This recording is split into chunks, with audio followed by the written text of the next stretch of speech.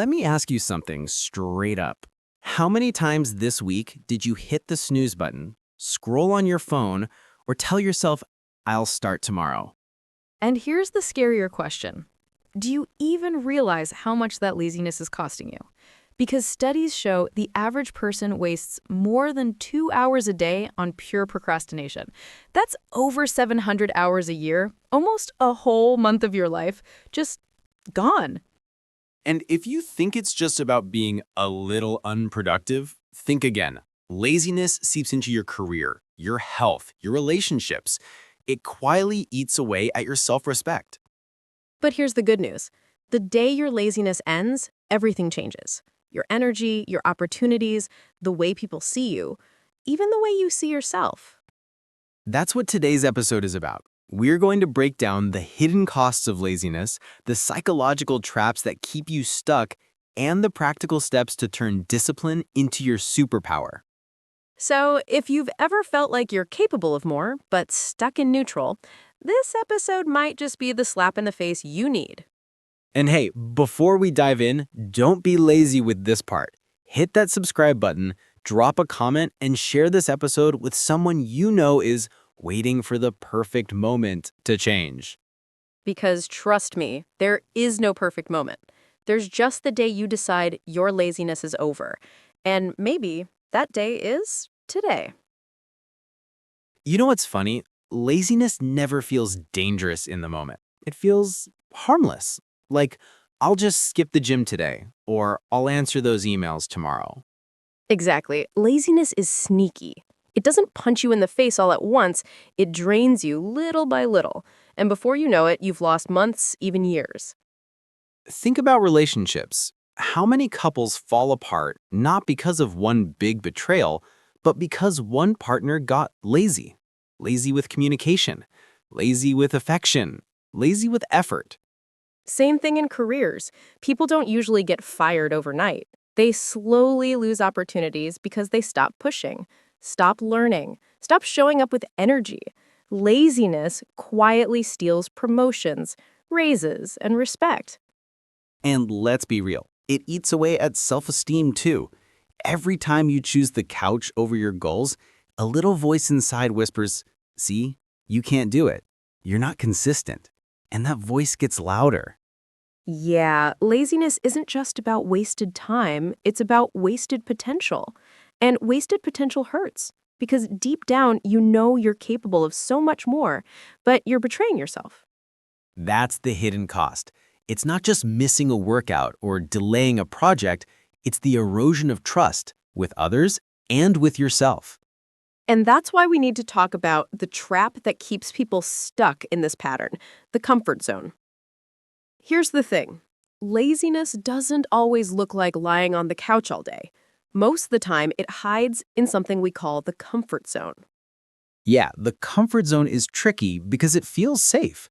You're not failing, you're not being judged, you're not taking risks. It feels cozy. But here's the trap. Your brain is wired to keep you comfortable, not successful. Psychologists call it the homeostasis effect. Basically, your body and mind fight to keep things the same, even if the same is slowly ruining your life. Exactly. That's why you'll stay in a job you hate, in a relationship that's dead, or in a body you're unhappy with, because at least it's familiar. Change feels uncomfortable, and your brain confuses uncomfortable with dangerous. But let's be honest, comfort is expensive. You pay for it with your dreams. You pay for it with the opportunities you never take. And the irony is the comfort zone isn't even that comfortable. It's just predictable. You still feel restless, frustrated, unfulfilled. You just avoid the sharp pain of change by choosing the dull pain of regret. Boom. And that regret builds up. That's why so many people look back at their 30s, 40s, 50s and think, why didn't I just start earlier? And the crazy part is you don't have to leap out of the comfort zone all at once. It only takes one small action to start a chain reaction that changes everything. Which brings us straight into our next point, the domino effect of action. You know what's wild? Success rarely comes from one massive leap.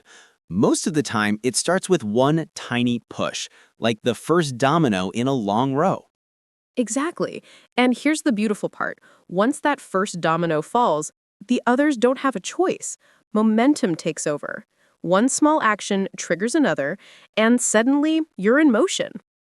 Think about it. Go for a 5-minute walk today, and tomorrow that walk might turn into 10. A week later, you're jogging. A month later, you're running 5K. That's the domino effect. Same thing with relationships. Send one honest message instead of avoiding a hard conversation, and suddenly communication starts flowing again. One little let's talk can rebuild trust. And careers too.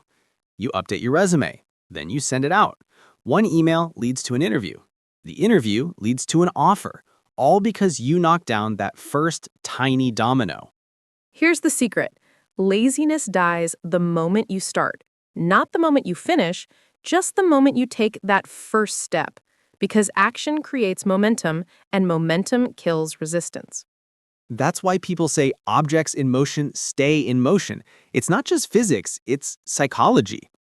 But here's the problem. Most people never tip the first domino. They're stuck making excuses, waiting for the perfect time, and that leads us to the ugliest part of laziness, the self-sabotage cycle. Here's the ugly truth. Most people aren't lazy because they can't act. They're lazy because they sabotage themselves before they even start. Yeah, it's that voice in your head that says, I'll do it tomorrow. But tomorrow turns into next week, next month, and eventually never. And excuses? Ugh, people are masters at them. I'm too tired. I don't have time. I'll start when things calm down. Spoiler alert, things never calm down. Exactly. Excuses feel logical in the moment, but really they're just self-defense mechanisms. Your brain is trying to protect you from discomfort by convincing you that delay is smart. But here's the trick. Every time you delay, you reinforce laziness. You train your brain that procrastination is the default. And that cycle gets harder to break the longer you stay in it. It's like digging a hole. The more you delay, the deeper you dig. And eventually climbing out feels impossible. But it's not impossible. The cycle only breaks when you stop waiting for the perfect conditions and start choosing discipline. Right, because motivation is unreliable. Discipline is what gets you moving when motivation is nowhere to be found. And that's where the real turning point happens. Which is exactly what we're going to unpack next, the difference between chasing motivation and building discipline. Here's the trap most people fall into. They sit around waiting for motivation. Like one magical morning, they'll wake up full of energy, ready to change their entire life. Yeah, spoiler alert, that morning never comes. Motivation is like a bad boyfriend. It shows up when it wants, disappears when you need it most, and you can't rely on it. But discipline is the loyal partner. It shows up every single day, whether you feel like it or not. Exactly. Motivation is a feeling. Discipline is a decision. And decisions build habits. Think about brushing your teeth. You don't wake up and say, do I feel motivated to brush my teeth today? No, you just do it. That's discipline. And here's the thing. Once you stop worshiping motivation and start practicing discipline, laziness loses its power because you're no longer negotiating with yourself. Right. Motivation is a mood. Discipline is a muscle. And the more you train it, the stronger it gets. That's why so many people fail. They're chasing the wrong fuel. They're waiting for motivation instead of building discipline.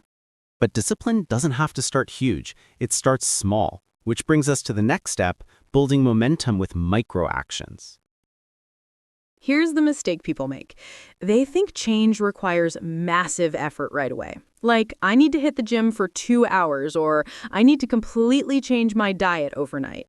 And that pressure is exactly why they quit before they even start. Big goals look impossible. But here's the hack. Start tiny. Micro actions. Do 1 push-up, write 1 sentence, drink 1 glass of water.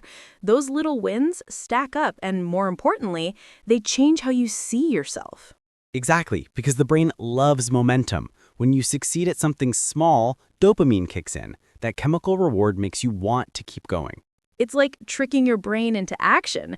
And once the ball is rolling, laziness doesn't stand a chance. Here's a real example. Someone who wants to read more. Instead of aiming for a whole book, they commit to 2 pages a night. That tiny step builds consistency, and soon they're devouring entire chapters. Or think about money. Save just $5 a day. Doesn't sound like much, right? But over a year, that's almost $2,000. Micro actions, big results. The secret is consistency. Tiny steps every day beat massive effort once in a while. And when you repeat those small wins long enough, something powerful happens. You stop seeing yourself as lazy. You start seeing yourself as someone who acts.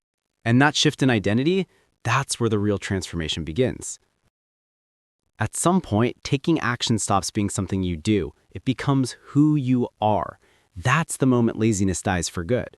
Exactly. When you start showing up consistently, even with tiny actions, you build a new identity.